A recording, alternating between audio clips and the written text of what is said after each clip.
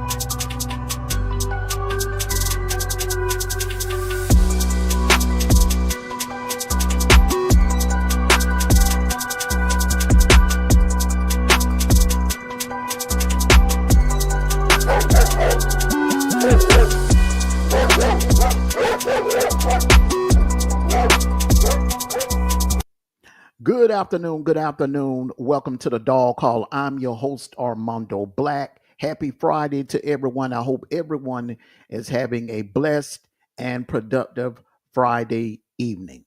Salute, salute, salute. All right. So you see the title there. Why Dogs fans should not be in panic mode regarding the transfer portal. And it's real simple, in my opinion. Let's start with the players that are entering the transfer portals. There were rumors of ETN and Dylan Bell and a couple of other people entering the transfer portal. And I say that to say this. People, that's the world we live in. There's nothing you can do about players going into the transfer portal for whatever reason. Now, players do it for many different reasons. We've had players to transfer out for many different reasons. Now, some had very, very valid reasons. A.D. Mitchell, for one, he transferred due to family issues. He had a child coming. His fiance had given birth to a child. He wanted to be close to home. For those of you that don't know, A.D. Mitchell was born and raised, grew up in Texas. So transferring to Texas was a fit. It was a great fit for him. Then on the other hand, you have players, in my opinion, you have players that are prima donnas, players that are bag chasers. Barry Alexander, in my opinion, he's a bag chaser. He left Georgia, and he could have been the man here. He would have been the starter. Jalen Carter was on his way out. Jordan Davis was 1 year removed from college football. There was no reason for him to think that he wasn't going to get any playing time here at Georgia, but he left to chase the bag. Jermaine Burton, in my opinion, was a prima donna. Okay, he just, he wanted to be the number one guy. He wanted to be the number one option, and he's not a number one receiver. He never was. He may have been in college. I'm sorry, in high school, but he was not that in college. He was not the number one guy. George Pickens was the number one guy. Then in comes Brock Bowers, and Lad McConkey. He just was never the number one guy, even when he transferred to Bama, thinking that he would be the number one guy over there. He wasn't. Isaiah Bond was. So it is what it is. So I'm not really worried about players leaving, going into the transfer portal, because one thing I can tell you, Kirby is a great recruiter and a great developer. He's going to have players. He's going to reload. He's been doing that since 2016. A player goes down, or a player leaves, or whatever. A player gets suspended or thrown off the team. Next man up. He has that. We've all. You got to realize the culture. The culture here at Georgia is very, very important. You do not want to mess up the culture. And let me go on to the next point about the transfer portal. A lot of people are in panic mode because we haven't made a move in the transfer portal. There are great receivers in the transfer portal, and a lot of Georgia fans are like, we need to get some receivers. We need to get receivers. We need to get this guy. And you just everybody pump your brakes. Pump your brakes. Let's start off with Eric Singleton, because he seems to be the hottest free agent right now on the market as far as receivers in the transfer portal. And in my opinion, we don't know what he can do on the SEC level. Now, one shining moment on Black Friday doesn't mean that he's going to come in to the SEC and turn it upside down. See, a lot of times we can be guilty of being the prisoner of the moment. And to think that this kid would be able to come in and play an 8 SEC game schedule and take SEC hits from safeties like Dan Jackson and Macumba and those safeties from Tennessee and Florida, thinking that he can come in and take hits like that. To do it in the ACC and to come in here and do it in the SEC are totally two different things. Two different things. So, and you also got to remember, we are in the middle of a playoff run. I'm glad that Kirby's main focus right now is the Sugar Bowl. And whoever our opponent may be, Indiana, Notre Dame, then you also got to remember the man is recruiting nonstop. Okay. Now, the formula to building a championship brand and to building a championship culture is to build within. Going into the transfer portal and getting players, trying to get players to build a championship team, in my opinion, that's lazy coaching. That's the easy way and the quick, easy, just the easy way out, in my opinion. And it doesn't work. There's no proof, no evidence that loading your team up with a bunch of transfers can win you championships. Look at the last few teams that have won national titles. They built homegrown talent within. Let's start with the 2019 LSU team. Homegrown talent within. Now, although Joe Burrows was he came from Ohio State, but Joe Burrows did not properly develop until he got to LSU. It took 2 years. It wasn't a one hit overnight quick fix. Get rich quick scheme. That's what a lot of fans be looking for. when they looking to get someone out the transfer portal. It doesn't always work out like that. And if you can remember, when Joe Burrows, his first year at LSU, he wasn't really all that.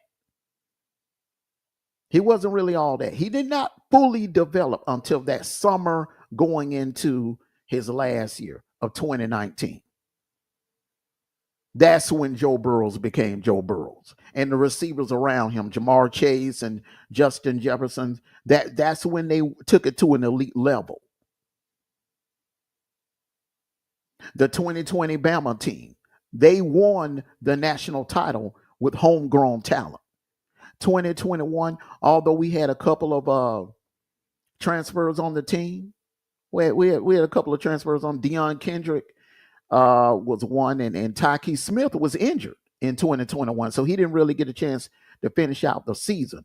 But DeAndre Kendrick had a hell of an Orange Bowl game. But Kirby didn't go crazy in the transfer portal. Most of the coaches that do that have not won a national title. Ohio State has done it. They went in the transfer portal and just went crazy back in 2019. It didn't translate to a national title. Lincoln Riley did it a couple of years ago. Went into the transfer portal and just went haywire in the transfer portal. It didn't turn into a national title. Hell, they didn't even make the playoffs. Ole Miss, they team full of transfers. They didn't even make it to the playoffs. Building homegrown talent matters. And to be honest with you, that transfer portal is full of prima donnas and bag chasers. Now, there are some guys in the transfer portal that genuinely needed to transfer out for family reasons or personal reasons or whatever. But most of the players that are in that transfer portal, they are bag chasers and prima donnas. Eric Singleton, and I'm not bashing the kid. I mean, the way he handles his business, that's the way he handles his business. He's free to do whatever he want to do. He's a grown young man. But why would he need to transfer out of Georgia Tech? He was getting playing time. He was starting. Why would he transfer from Georgia Tech? It ain't got nothing to do with playing time because he was starting. It ain't got nothing to do with he can't win at Georgia Tech because you can win at Georgia Tech. Hell, they beat the number 2 ranked team in the nation, Miami, and almost beat my Georgia Bulldogs. Took them to 8 overtimes. So you can't say you can't win at Georgia Tech. So why would he leave? Well, you can't say, well, you want to go somewhere to win a championship. You can do that at Georgia Tech. 2 ACC teams made the playoffs. And Georgia Tech, last time I checked, Georgia Tech is an ACC team. And they don't play that much of a gauntlet schedule like Georgia does or any other SEC school does. So why would he leave Georgia Tech? He left because of this right here. That's what it boils down to. You have to be careful. You have to be careful with these kids that live in the transfer portal. These kids that transferring from here to here to here, like Bear Alexander. See, that is the difference between coaches like Lane Kiffin and Kirby Smart. Kirby Smart knows how to build a culture from within with homegrown talent. Lane Kiffin has yet to prove as a head coach that he can build homegrown talent within. That is why Kirby is sitting on 2 national titles and 3 SEC titles. Lane Kiffin has 0 of both. Now, Lane Kiffin he's a good coach, but he's not an elite coach. An elite coach would not rely on the transfer portal. Saban never relied on the transfer portal. Dabo don't even fool with the transfer portal. And for those of you saying Dabo, yes. He beat the GOAT 2 years in a row, head to head in the national title. Dabo won both of his national titles by defeating Nick Saban in the national championship game. So that, in my book, that makes him elite. Now, he hadn't done it in a while, but still, you can't take away what the man has accomplished. And in my book, that makes him elite. He's one of the only two active head coaches with multiple national titles. As a matter of fact, he's one of only two head coaches with national titles. All the other head coaches that have won national titles, they're not coaching or they're retired. There's only two left, and that's Dabo and Kirby. And neither one of them rely or build their program through the transfer portal. So you all calm down. I know we need weapons. Now, for some of you may not like what I'm about to say. Well, I'm going to go ahead and say it. Arian Smith has another year of eligibility. Now, so some of you, oh, Lord, not Arian Smith again. Oh, he need to go. Listen, the kid saved the game last Saturday. Let's not forget that. The kid saved the game last Saturday. He saved the game last Saturday.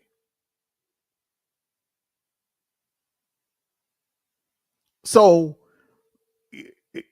the drops, yes, I'm with you. He needs to learn how he needs to learn, develop better as a receiver, and quit jumping and trying to catch the ball with his chest and instead of catching it with his hands. He needs to learn to catch the ball with his hands. But that doesn't mean that we have to go and dip into the transfer portal and get players that are not homegrown here at UGA. Remember, we tried that the last couple of years, and it did not work. We went and got Ra Thomas. We went and got Dominique Lovett. Didn't work. Last year, Kirby went deep in the transfer portal and got 3 receivers. Only one worked out, London Humphreys. London Humphreys is the only one that really worked out. Michael Jackson never learned the playbook and never saw the field. And Kobe Young he put himself in a bad situation. With a scorned ex-lover or whatever, he put himself in a bad situation. Now, he's been practicing. He's a great player, but it doesn't do us any damn good if he's not able to be there for us on game day. See, practicing, you can practice all day long, but if you're not available for us on game day, you're not beneficial to us. So Kirby tried that the last couple of years. Ra Thomas, he couldn't keep his hands off of his girlfriend. He had woman problems. See, that's what happens when you go in the transfer portal. You don't know what you get. You're getting players that could have baggage, that could taint the culture, taint the locker room, and taint the program. Maybe if we would have concentrated on our homegrown talent, Jackson Meeks would have been that guy for us this year. What Jackson Meeks did up at Syracuse could have been done right here at Georgia. Think about it. Think about it.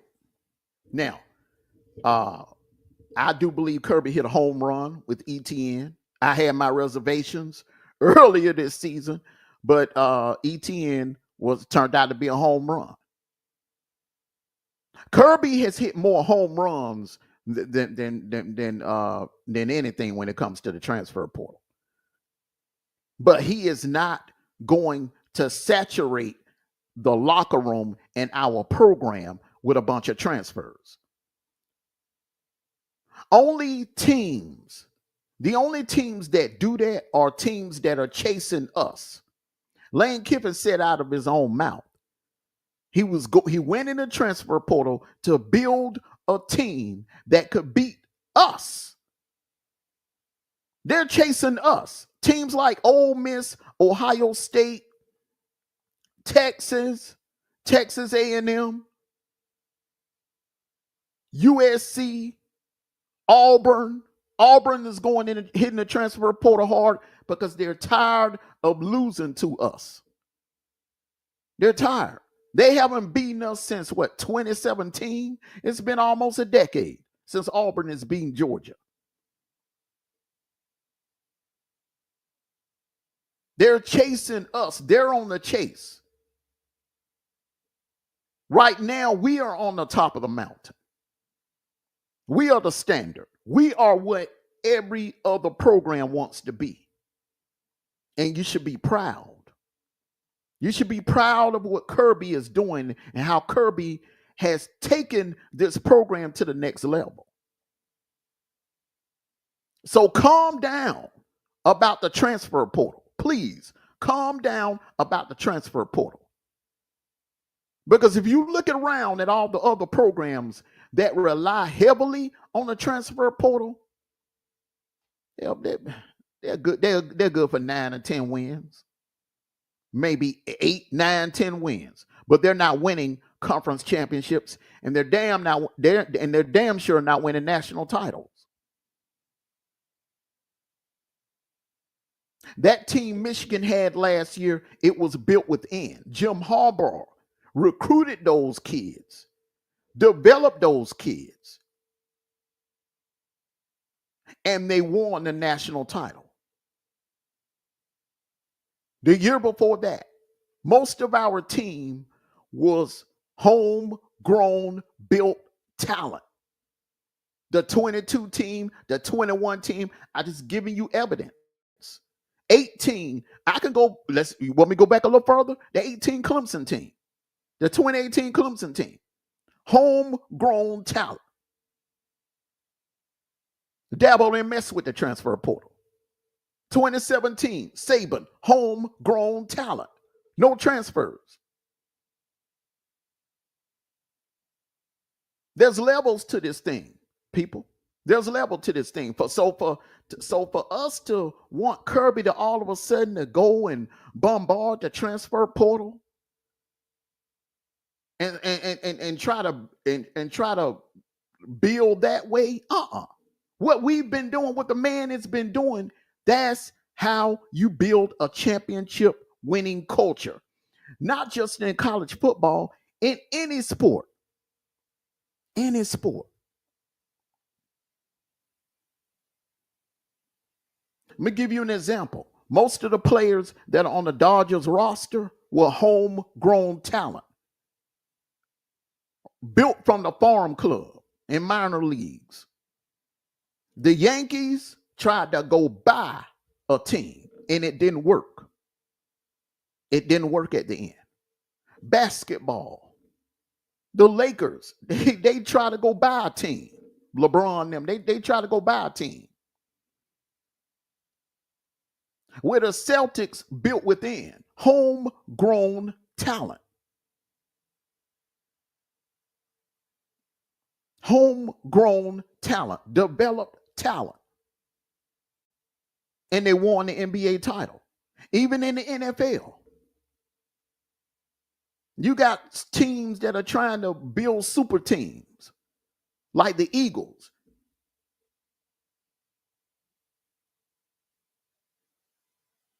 That ain't going to work at the end. You know what works? The way the Kansas City Chiefs are doing it. Homegrown talent. Building a team through the draft and winning Super Bowls. Building your culture within.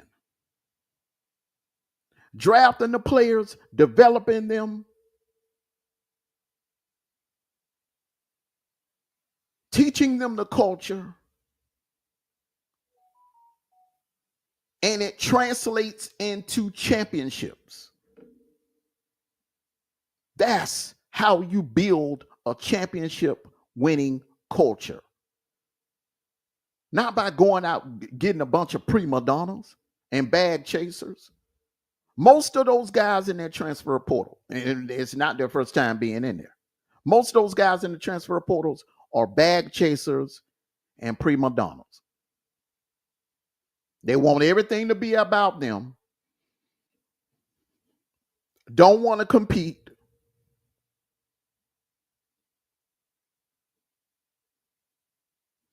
Or they want some money.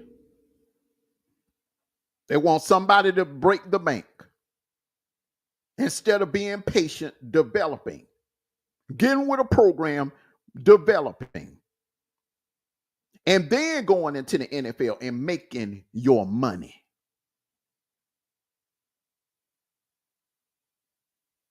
So I'm not surprised that Lane Kiffin would sign Bear Alexander. I'm not surprised because Lane Kiffin is desperate. And he does not know how to build a championship program like Kirby does. A coach like Kirby would never touch a Bear Alexander or any player with that kind of track record. This is the same dude that on the morning of G-Day game, of our G-Day game in 2023, this dude on Instagram posting pictures of, I think it was a Ferrari.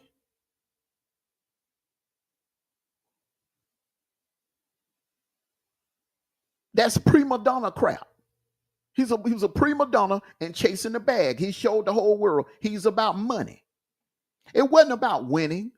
It wasn't about getting playing time because he was gonna get playing time here, and he had a hell of a better chance at winning a championship here than he did at USC. We all know that.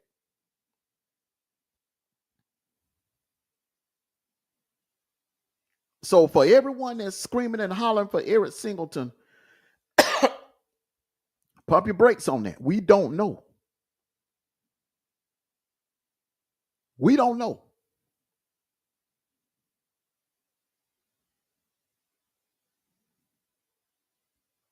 I'm confident in the guys that we have coming in. I'm confident in the guys that we have. So everyone is screaming and hollering for Eric Singleton. Last time I checked, Eric Singleton's not going to be playing in a playoff game. Arian Smith will be. Dylan Bell will be. London Humphreys will be. Delp will be. Eurosack will be. Lawson Lucky will be. Lovett will be. Eric Singleton's not playing for no playing in no playoff game. So, in Kirby, I trust. I mean, listen, in 9 years, 2 national titles, 3 SEC championship games.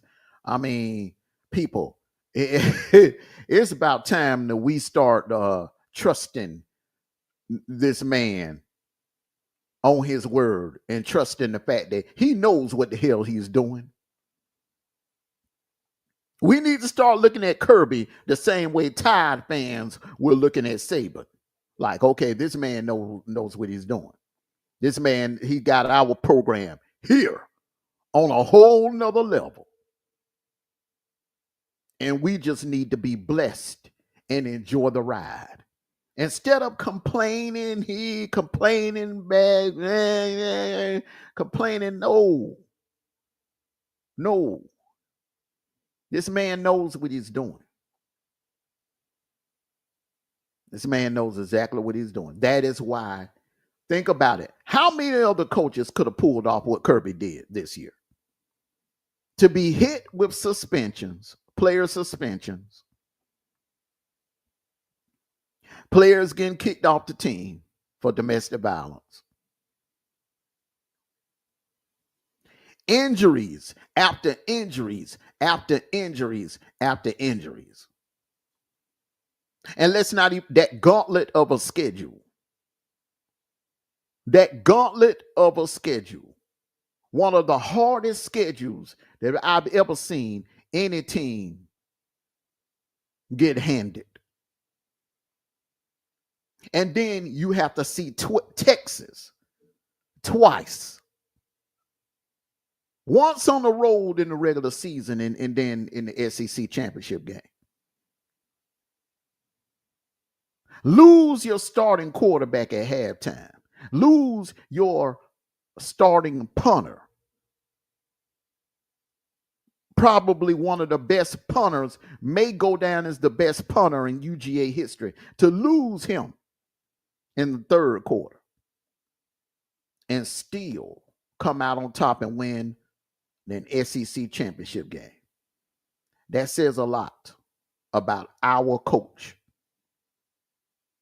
and our Georgia Bulldog program and culture. So everyone, take it down a notch. Everyone, USA, calm the freak down about the transfer portal.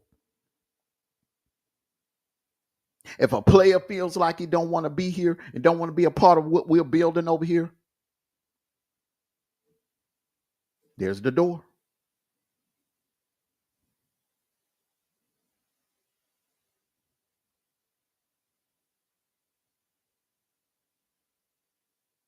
And Kirby's focus is right where it needs to be.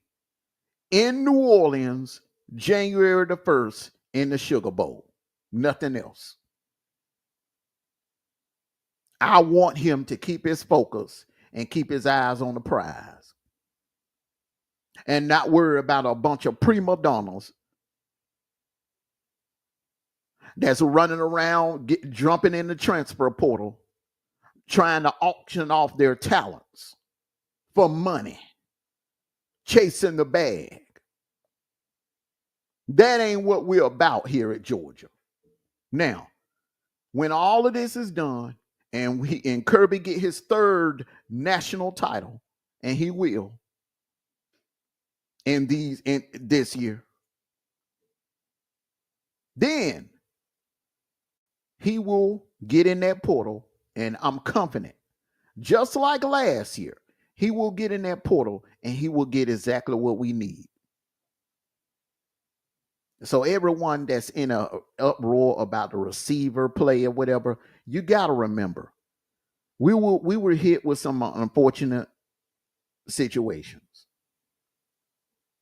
We didn't have a guy that could stretch the field, a guy, an elite pass catcher that could stretch the field.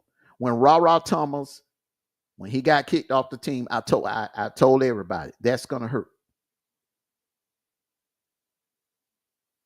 When Kobe Young, when he got into his situation and he was suspended from the team, I told everyone that's gonna hurt the passing game. That is going to hurt. Because Dylan Bell is not the type of receiver that's going to blow the top off of defenses. That's not in him. That's not his game. Dominique Lovett does not have the speed to blow the top off of defenses. That's not his game. He's a slot guy.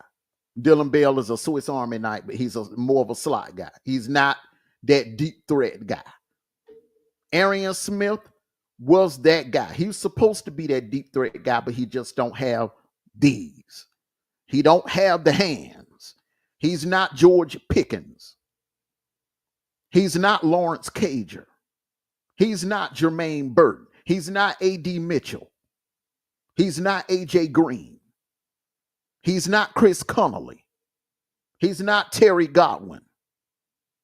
He's not Mecole Hardman. He don't have the hands. Javon Williams, hell, he's not even a Riley Ridley, in my opinion. Riley Ridley had hands. He just didn't have the route running skills. And I think if Riley Ridley would have came back for his senior year and gotten proper, I think the problem with Riley Ridley, he went in the NFL. He tried to leave too damn early. Those players in that in 2018, after that 2018 season, Isaac Nada and Holyfield and Riley Ridley, they all left too soon. They left too damn early. They should have came back for another season, in my opinion. See, sometimes it's not a good idea to leave the nest when you're not ready.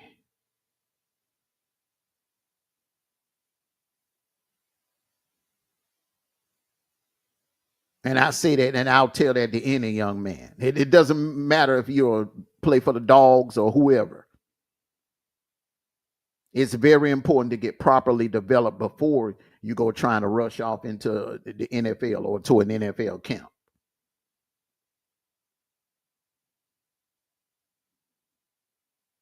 Now, as far as this transfer portal business, I'm not the least bit worried. I'm not the least bit worried. I am confident that when the time comes, Kirby will get us some players out of that transfer portal to come here and to keep this winning culture going. And I'm confident. This is the most important thing that I'm getting ready to say, and listen to me real good. I'm confident that the players that Kirby bring in will fit our culture. You can't, if we learn anything the last 2 years, every player does not fit our culture. So Kirby is going to vet these players. He's going to vet the hell out these players before he signed them to any damn thing. You can believe that.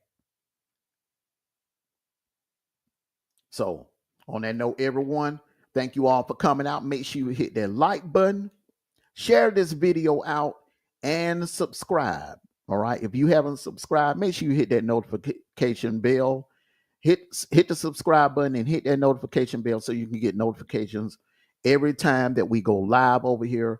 A lot of times I do pre-records over here, but I will be doing lives throughout the holidays as well. Everyone, we are 1 week away from the playoffs officially beginning next Friday. Notre Dame and Indiana kickoff in South Bend. So this weekend is going to be kind of quiet. I may do something tomorrow.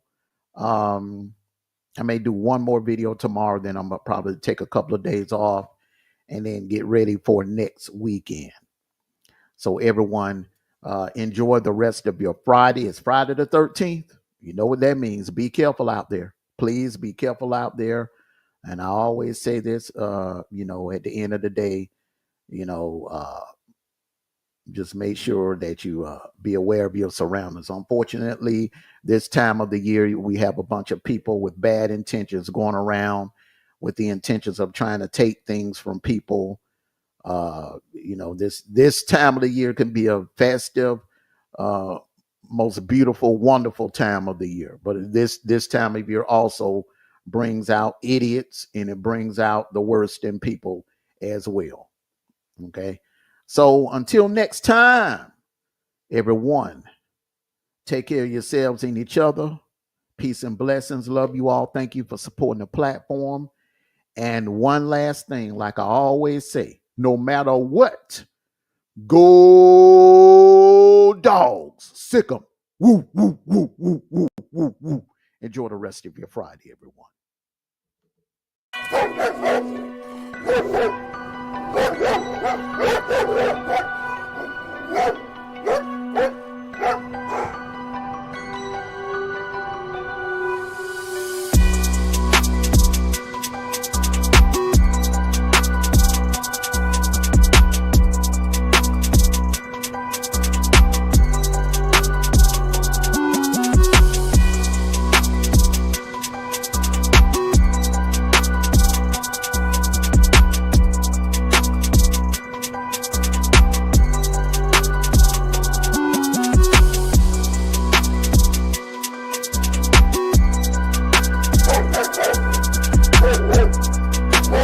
Wow.